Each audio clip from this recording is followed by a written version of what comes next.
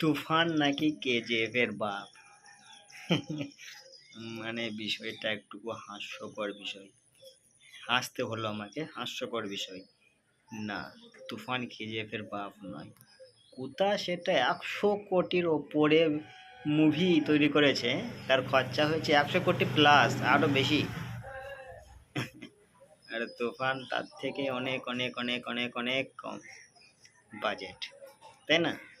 তাহলে তুফান কি করে কেজিএফ এর বাপ হয়? একটা কথা বলে রাখি, বাংলাদেশের মধ্যে তুফান সত্যি ভালো মুভি, আউটস্ট্যান্ডিং মুভি, ওরকম মুভি নেই, সেরা একটা মুভি, কিন্তু নট এ কেজিএফ। তুফান তুফান, কেজিএফ কেজিএফ, ওকে ছাড়ো।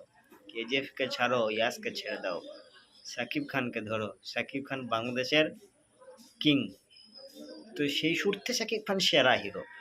তুফান সেরা মুভি, আউটস্ট্যান্ডিং মুভি, একদম বাম্পার মুভি। ওই লেভেলটা কেউ আনতে পারেনি বাংলাদেশে শাকিব খানের মতো। ইভেন্ট আমাদের টলিউডে, ইন্ডিয়াতে টলিউডের মধ্যে, বাংলা ফিল্ম ইন্ডাস্ট্রিজের মধ্যে জিৎ দেব ছাড়া শাকিব খানকে টক্কর নেওয়ার মতো প্লেয়ার নেই। এই জিনিসটা ভাবতে হবে আপনাদেরকে, শাকিব খানকে টক্কর নেওয়ার মতো প্লেয়ার কিন্তু নেই জিৎ আর দেব ছাড়া। বুঝতে পেরেছেন? তাহলে বিষয়টা বুঝতে হবে।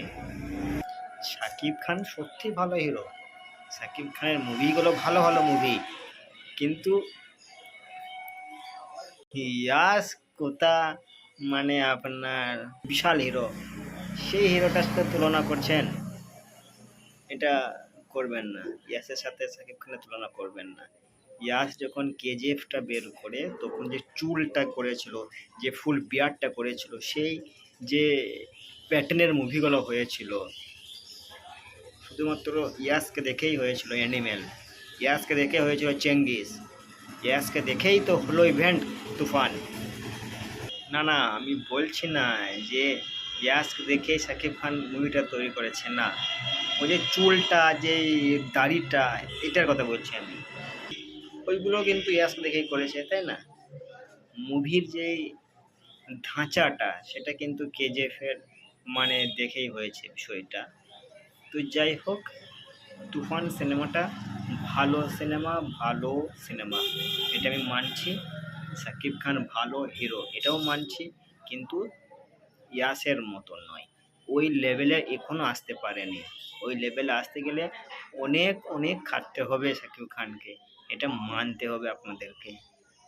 অবশ্যই শাকিব খান ভালো হিরো, এটা আমিও মানছি, শাকিব খান ভালো হিরো, কিন্তু ইয়াসের তুলনায় অনেক কম। ইয়াস ভালো হিরো, বাম্পার হিরো, ইয়াসের সাথে শাকিব খানের তুলনা করছেন, এটা ভুল হচ্ছে। আমি জানি এই কথাগুলো বলার পরে আমাকে অনেকজনে গালাগাল করবে, তারপরে আনসাবস্ক্রাইব করে দেবে, কিন্তু যেটা সত্য সেটা বলতে হবে, যেটা সত্য কথা সেটাকে বলতে হবে, তাই না? ইয়াস আলাদা হিরো, শাকিব খান আলাদা হিরো, ইয়াসের সাথে শাকিব খানের তুলনা করবেন না।